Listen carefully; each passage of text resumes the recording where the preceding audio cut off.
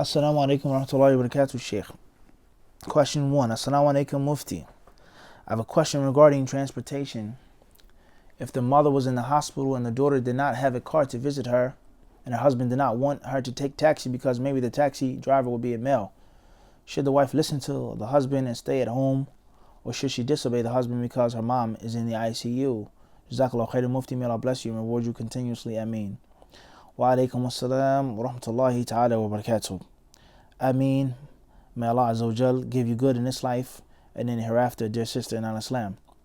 The husband, if this issue is a real life issue and it's continuing or it's going to happen in the future, or if the issue is totally hypothetical, or if it's something that has happened in the past and the sister feels is going to happen again. What's important is that the husband has to be understanding. If the husband cannot provide the transportation or the ride because he's at work or he doesn't have a car or whatever the case is, and he's not willing for her to take a taxi with a male driver, whatever the case may be, and the mother is in the hospital and it's a critical situation, then there lies no doubt the man should be understanding and forgiving in this situation. A woman in the hospital could die. This is the woman who gave birth to me. She is in critical condition. She needs my support. She needs my assistance. I need to go see her.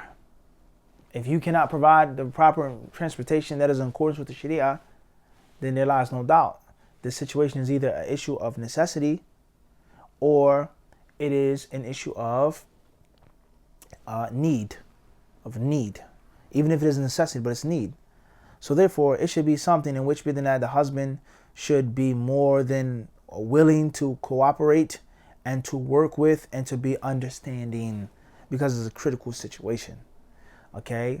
A man being alone with a woman in a public area is one thing. Obviously, if he's in a public area, are they necessarily alone? That's a detailed discussion on what is and what isn't khalwa. What is and what isn't khalwa. Is khalwa a man and a woman sitting by themselves in a public area? Is khalwa them driving down the street and there's a public street? There are lights, there's a camera in the taxi or whatever. Is that khalwa? What's important is the mother is in the ICU. Only Allah knows what the brother would do and say if it was his mother in the ICU. I don't know who the brother is. I don't want to know who the brother is. What's important is we know it's a fact that many of our brothers do have a great deal of sickness with them and fake piety, living in a dream world. You can't go visit your mother in the ICU because it's a man in a taxi, but he is making zina with a girlfriend on the side, or he's smoking a blunt, or he's watching pornography on his smartphone, or. Do two rights make a wrong? No, they don't. But don't act like you're living this pious life like Imam Ahmed, but you're living like Iblis on the side. Don't act like that. Don't play games. If it was your mother that was dying in the hospital, what would you do? Would you go to the hospital? Would you shake your cousin's hand, hug your cousin, flirt with this woman who's not your family member? Only Allah knows what you would do if it was your mother that was dying in the hospital. So have some compassion, ya akhi.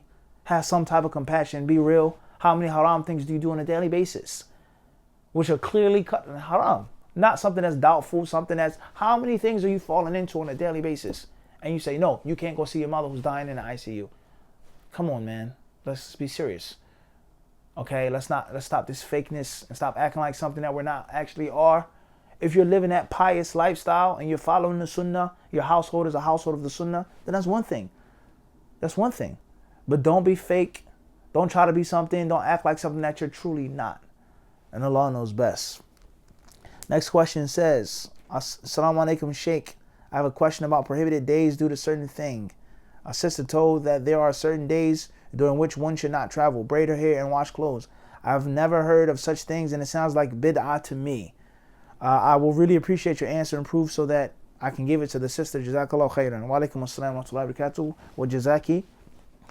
As far as days in which you shouldn't travel and wash your hair and braid your hair and wash your clothes, etc., then I don't know of anything that's authentic from the Prophet Sunnah pertaining to this.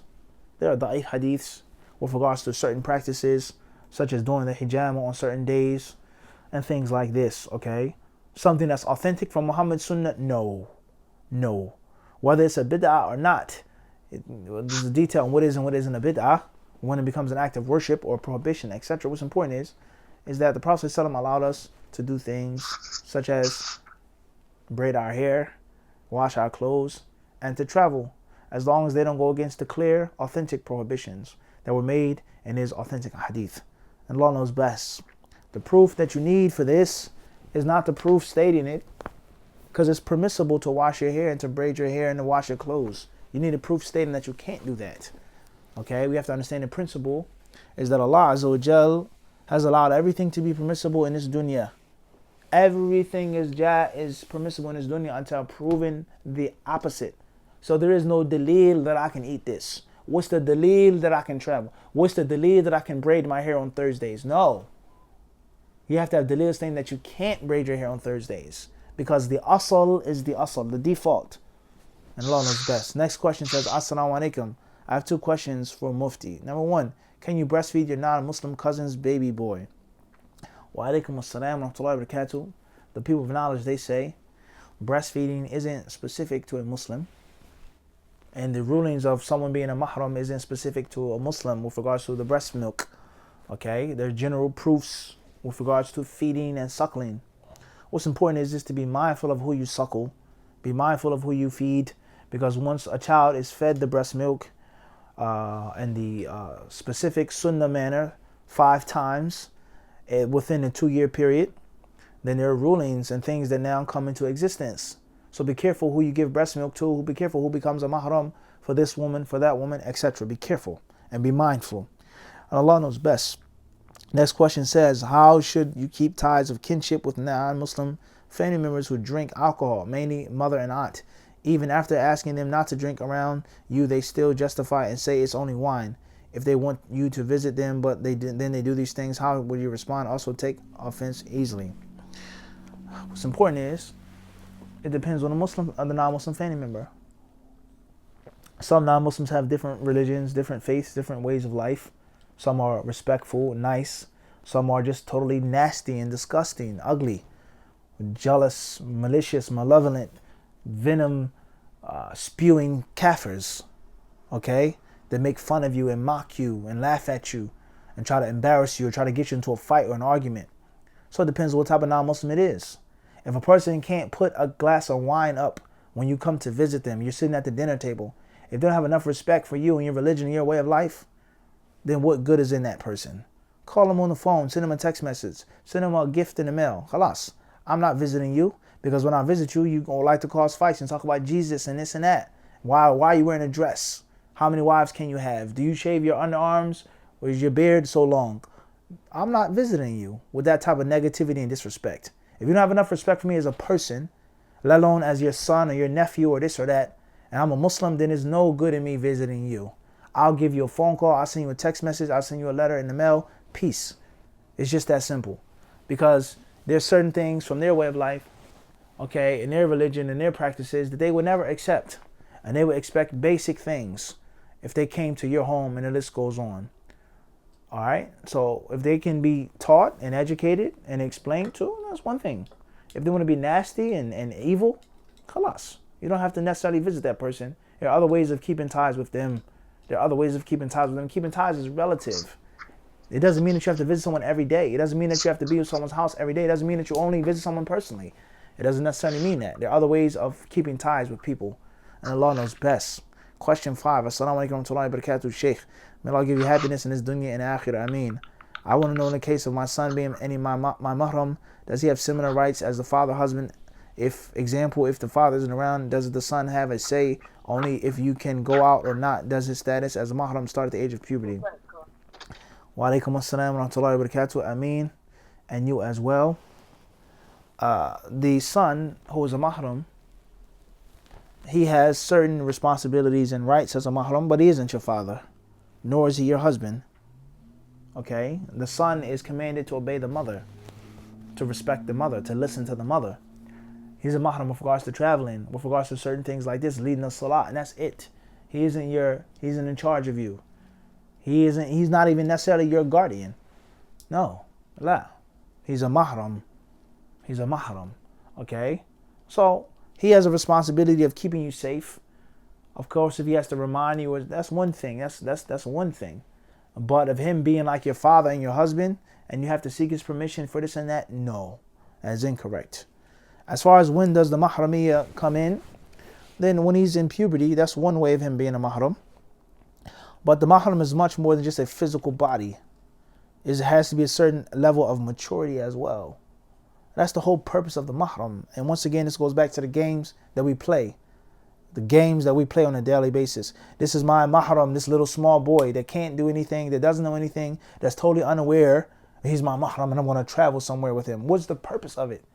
The Prophet ﷺ, he doesn't speak with words that are empty.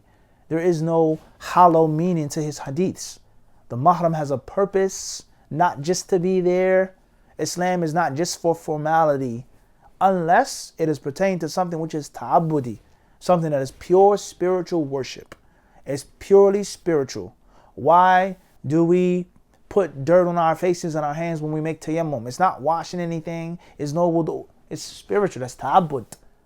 But you taking, cleaning yourself when you relieve yourself, that's not just necessarily ta'abbud. That's not just spiritual. That's physical, tangible filth that you're removing from your private area. So the Prophet ﷺ, he spoke with wisdom and he spoke with words that mean things. So the mahram has a duty. He has a job.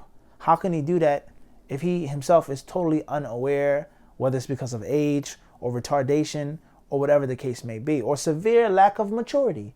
You may have an 18-year-old son that puts on his headphones and bobs and nods his head and listens to what he listens to and watches what he watches, and he's on a trip, he's on a plane, and he's in his phone the whole entire trip. He doesn't care, he doesn't know what's going on. So it's not based off of that. Okay? It's not based off of that. It's based off of righteousness, and it's based off of maturity, and it's based off of responsibility, and it's based off of thoroughness. And Allah knows best. Question 6. Assalamu alaikum wa rahmatullahi wa barakatuh. If someone is doing voluntary fasting and their child wastes food, is it better to break the siyam or to eat the food with or continue with siyam? Jazakallahu khairan, Sheikh. Wa alaikum assalam wa rahmatullahi ta'ala wa barakatuh. What's important is that don't waste the food. Inshallah ta'ala, if you can save the food and put it up, then that's best. It's not necessary. It's not necessary for you to break your fast unless you have to, unless it's a very important reason. You don't have to break your fast. You can put the food up. You can save it if someone is wasting it. And Allah knows best. Question 7. Assalamu alaikum wa rahmatullahi wa barakatuh. What is the rule on making wudu with makeup on, mascara, eyeshadow, lipstick, etc., and the same with a headscarf? Jazakallahu khairan wa baraka feek, Sheikh. Wa alaikum assalam wa rahmatullahi ta'ala wa barakatuh. Wa laki bil mithl, ameen. If the makeup or the mascara or whatever is on a person's face or hands or arms, if it has a film on it or a crust and it prevents the water from touching your skin, then you can't do that. Make wudu before you put on the makeup and keep your wudu. As far as if the water permeates through it, soluble or whatever the case may be, whatever they say, it seeps through, or even if it just buds up a little bit like Vaseline or lotion on your arm, Eucerin lotion, okay, Aveeno, whatever lotion that's like thick, all right, then that's one thing. That's one thing. Henna is transparent. It doesn't have a film or a crust. Okay, the halal wudu fingernail polish, toenail polish, that's one thing. If there is some halal makeup that they make now, some sunnah makeup, in which it permeates to the skin, then that's one thing. And if not, then no. If not, then no. I don't know if there is makeup like this.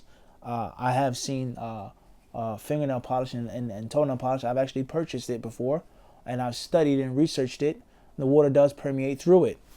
So the Muslims, they should make bid'nai ta'ala products for sisters to beautify themselves and adorn themselves in a proper way that is also in accordance and compliance to the Sharia. One time in New Jersey, a brother gave me a pair of socks that were wudu socks that were breathable, but you could make wudu over them, etc. The socks have to be thin, breathable?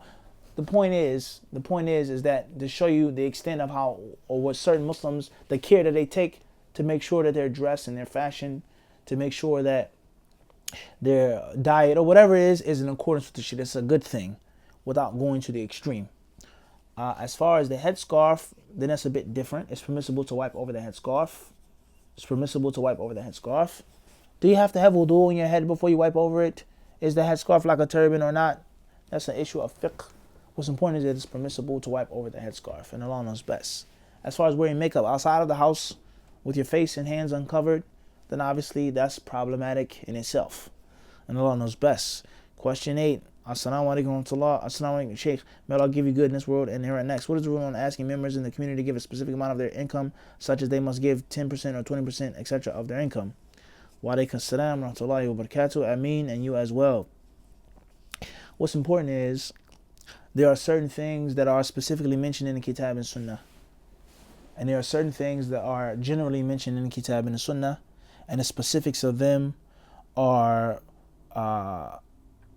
left up to our discretion, to our culture, to our ways of life, our time, our technology, our scientific developments, etc. Allah gives us general commands, and the specifics are left up to us. And there are other issues in which Allah gives us both general and specific commands, and it is upon us to obey them and follow them to the T, according to the best of one's ability. So that being said, giving sadaqah, supporting the masjid, supporting Allah's cause is something that's generally mentioned. It's generally mentioned. Being generous with your wealth is general. So if the Muslims of a community, if they feel and they believe that the Muslims need a certain amount of contributors, they leave a certain amount, a board or a certain amount of benefactors that donate a certain percentage to run the center, to run the masjid effectively, and this is what they've calculated too, then perhaps that's what needs to be done. We have an imam, we have an assistant imam who has a salary. He has a family, he has 2 wives, he has children, he has a car, he has bills, expenses. The assistant imam has expenses. There is gas, there's electric, there's heat, there's water, air conditioning, there's carpet. The masjid has expenses. Has to be maintained. There's a sister Fulana who teaches the sisters Quran class, Nushahada class. All of these are expenses. Who's going to pay for them? Do we want to beg the people for money every Friday, holler at the people, give your money? Or do we want to try to do it in a professional way? If we can avoid asking for money, then that's even better. We have people that will pledge to give a certain amount. I have 50 brothers that all pledge $100 a month. I have 500 brothers in the community that are pledged $10, whatever the case may be. As long as it's not in direct clash with the Kitab and the Sunnah. A percentage of a person's income, if that is what you agree upon, and it doesn't hurt you and harm you, Bismillah. But if it does hurt you, it does harm you, or you feel that's too intrusive for someone to say you have to give up a percentage of my income to the masjid, or a pledge. We need 10 sisters to donate $1,000 a month to the masjid. Mathalan. That's one thing. How much money do I make? What's the percentage? That's none of your business. It's none of your business, my income. But I'm willing to pledge $100 a week. I'm willing to pledge $1,000 a year. Okay? That's one thing. Depending on what is respectable, what the Muslims can agree upon, what the Muslims can come together upon, bi'idhnillahi subhanahu wa ta'ala, and Allah knows best. Question 9 says, what is the ruling in regards to Muslims that are in a community and the leaders of the Jamaat tell the people or person that they must give up their home to allow their home, even though the person are asking to give up their home and married and have children, and they now have to leave their home to find elsewhere to live because they're told that it is an honor for them to do this for the Sheikh and his family. Jazakallahu khairan. No Muslim should be forced out of his or her home for any Sheikh. Doesn't matter who you are. This is my house. I pay the bills. I work 2-3 jobs to make my wife and children comfortable. How can you say I have to give it up for a sheikh? It is an honor for me to give my house or a part of my house or a guest room to a scholar or a qari. Alhamdulillah, no question. But I don't have to. This is what I've worked for. This is what Allah Azza wa Jalla has allowed me to establish. I don't have to give it up for anyone. So that's incorrect to say. The Prophet said he forbade a man to sit in another man's seat. He forbade a man to make another man stand up and take his seat. What about his house? So if you want to do that, طَيِّبَةً نَفْسُهُ فَإِن تِبْنَ لَكُمْ, Allah says in the Quran about women giving a gift.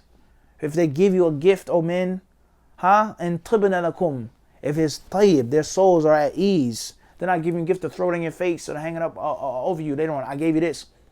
I paid the bills. You can't take a second wife because I did this for you. And I gave you this when you didn't have nothing. You were a bum in the street. You came home from jail and I gave you money. Don't take that type of gift.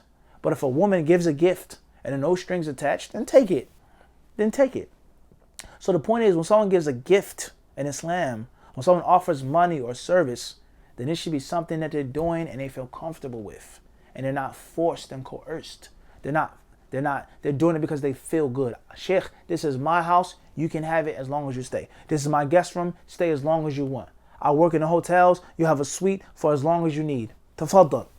I don't want any money. Your money is no good. Tafaddal. There's no harassment. Stay as long as you like. But it has to be me feeling comfortable with that and no one forcing me and saying I have to give up my house because it's an honor. It's something being an honor doesn't mean that it's mandatory and obligatory. What's important is if there's a scholar who is visiting a community, then if it's something that's so honorable, then let's put our money down and let's get the sheikh a hotel. Or we can have an apartment for the sheikh above the masjid, on the side of the masjid. This is where he lives. He's staying here for a month. He's teaching conference classes. He has no expenses. His food, his drink, everything will be taken care of on our expenses instead of kicking someone out of their house. If you want to honor someone, invite the sheikh over your house. Bring him food every single day to the hotel room. My wife made these cookies. My wife made these biscuits. My wife made these candies for you. Alhamdulillah, that's fine. But not forcing someone out of their home. Do not force honor upon an individual. And Allah knows best. Question 10. Assalamu alaikum warahmatullahi wabarakatuh. Jazakallahu khairan for taking the time to answer my question and all of the questions. May Allah weigh it heavily on your scale of good deeds. Allahumma ameen. My question is about the tashahhud of a person who missed the first rak'ah in the salah. Example, if you're praying asr in congregation during the first rak'ah, their second, you do the tashahhud, then again on your third, their final and fourth rak'ah, then you make up the rak'ah you missed. Are you to do the tashahhud again for your final rak'ah, or do you leave it off since you've already did the two? Barakallahu feek. Wa alaikum assalam wa rahmatullahi ta'ala wa barakatuh. Wa feek barakallah. Feek barakallah. I mean to your du'as and for you as well. When you're following the imam, you follow the imam in the outward actions. If it's the second rak'ah of the imam and the first rak'ah for you, then bi'idhnillahi subhanahu wa ta'ala, you sit down with them and you don't necessarily have to make the tashahhud. If you choose to move your finger or to punch your finger up, perhaps, but you don't have to make the tashahhud because that's not a part of your specific prayer. And that goes outside of the outward following in the prayer. You outwardly follow the imam. It doesn't mean you inwardly follow him. If he's reciting surah, it doesn't mean that. So there's only 2 tashahhuds in one prayer. There's no 3 tashahhuds in a prayer. So you sit down with the imam. When you make salam, you finish your tashahhud. The third rak'ah, their fourth rak'ah, your third, their fourth, you do not make an extra tashahhud. And Allah knows best. Question 11. What is the rule in a Muslim school hiring a non-Muslim as a principal? She hires non-Muslim teachers, Muslims, and also a lesbian. The non-Muslim teachers can dress in any way of fashion. The school is an elementary school and the community has no problem with this. The principal also allows non-Muslim celebrations in the school without questioning. It's not much that I can say. The one who's in charge of the school, the president, or whatever the case may be, what's their practice of the deen? It's a man or a woman. Well, what do they think Islam is? What is Islam? Peace. There's no racism in Islam. There's no sexism in Islam. Islam is for everybody. Islam that you have a good heart. You pray, Allah, there's only one God. There's no idol worship. If that's Islam to them, then there's nothing that you can say to them. If that's what Islam is. Islam is a religion, a way of life. Detailed rules, general principles, do's and don'ts, ways to get to Allah. If that's what Islam is, then sit down and talk with that person. Give them nasiha. But you can't put a band-aid on a broken arm. You cannot put a band-aid on a broken arm. And this is a mistake that most people make today. This masjid or this school is in shambles. From aqeedah all the way to adab and akhlaq. In shambles. There is no, it's haram for you to put up a St. Valentine's Day poster on the wall. Or there's mistletoe. Or give out candy canes to the students. They have problems with their aqeedah. The salat is wrong, or the sister has on pants, or this or that. Ya akhi, they don't know, understand what Islam is. They don't understand that it's mandatory and obligatory to have knowledge of the deen, and it's not just a cultural thing. Whether it's black culture or Pakistani culture, it's not just culture. It's deen, ya akhi. You have to start from the foundation. The first thing that Muhammad was given was iqra, Bismi rabbika alladhi khalaq. Read in the name of your Lord. Ilm, knowledge. You have to seek knowledge. You cannot be an ignoramus and be a leader of the Muslims. This community, why is this community so messed up? All of these years it's been there. How many Muslim families came to this masjid and it's still jammed up? Do you know why? Because knowledge was never ever pumped. There was never the propagating of ilm. You cannot be an imam and be ignorant. In the 70s, in the 60s, in the 80s, you had to be the imam. It's done. Khalas. You should retire, Yahi, and let someone knowledgeable be the imam of the masjid. Let the people of knowledge teach in the masjid. You can't continue to be a leader and be ignorant. It doesn't work like that. So the foundation of all the problems of Muslim schools, Muslim homes, Muslim masjids is lack of knowledge. Or they have knowledge but it's the improper knowledge. And the value of knowledge, the importance of knowledge. The concept that ilm is superior. Knowledge reigns supreme. Knowledge reigns supreme over nearly everyone, as they say in the famous acronym. Knowledge reigns supreme over nearly everyone. It's knowledge. You have to start off with knowledge. The principal, the president has to be taught this. And then everything else, step by step, lesbian, non-Muslim, St. Patrick's Day, keva, keva, keva, keva, keva. And Allah knows best. Next question says, Assalamu alaikum wa rahmatullah. May Allah give you what is best, Sheikh. Is it correct to say that Allah does not look at the crooked lines in the salat? If so, how do we understand this correctly?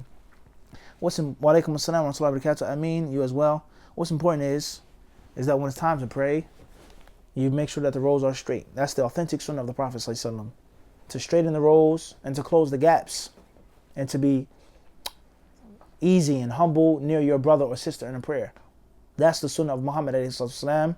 And the Prophet, he warned us about the punishment when we don't straighten our rows and when we don't fix the gaps in our rows and when we fight with our brothers and our sisters in the rows. That's the authentic sunnah of the Prophet ﷺ. That's the duty of the Imam when the Iqamah is made, and that is the duty of those who are praying to listen to the Imam, and it is the duty of each brother or sister on the end of the row, according to the delegation of the Imam, to check the row and make sure that the row is straight and that there are no gaps. These are all the questions that we will answer in this session. Allah subhanahu wa ta'ala surely knows best. Walhamdulillahi rabbil alameen. Wa sallallahu sallam wa barak ala abdihi wa rasulihi nabiyina Muhammad.